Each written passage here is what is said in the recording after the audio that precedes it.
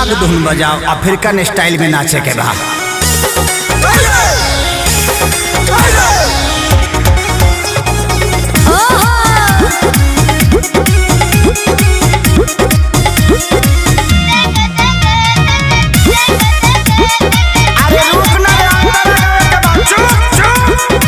मौजी रूगल बेचो।